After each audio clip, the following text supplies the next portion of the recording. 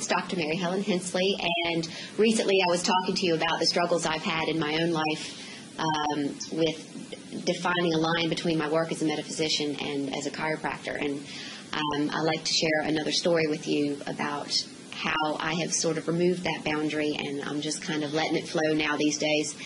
I had a woman in who came in just before Christmas, and she was having some serious issues with her low back.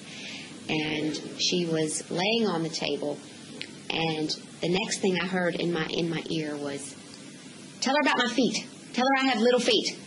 And I looked over, and coming up before me was an image of a woman, and she had these tiny little feet. They were distinctively tiny feet. And I could see her materializing in the corner of the room as this woman's laying on the table. And it's one of those conundrums. Do I say something? Do I not say something? This woman's here for chiropractic care. She's face down on the table, and some woman is appearing in the corner of the room. So I had gotten quite friendly over the few months with this woman, and I made a decision at the end of her session with me for chiropractic that I would mention this lady.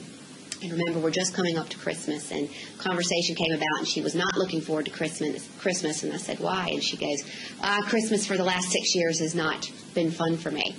And I said, "Is that because your mother isn't here any longer?" And she just kind of looked, and I said, "Yeah." And I said, "Oh, she's here all right, and she's here with her tiny little feet."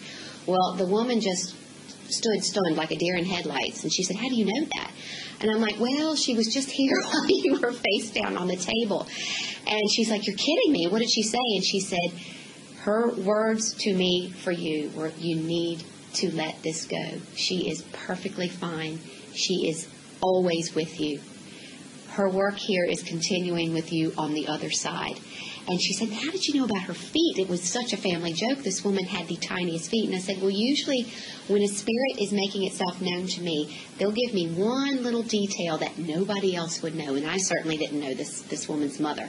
So she chose her feet because it was a family joke. You know, I've had someone tell me in the past, I said, "Your father's here," and it'd be very easy to go, "Your father's here and he loves you very much. But no, this is your father who died of a heart attack while he was sitting on the toilet. Would that be your dad?" And she, you always get a response when you get specific.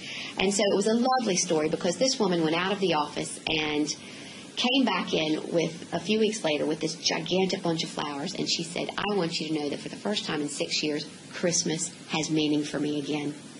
So I'd like to thank you for sharing that with me today, and I will see you in the near future.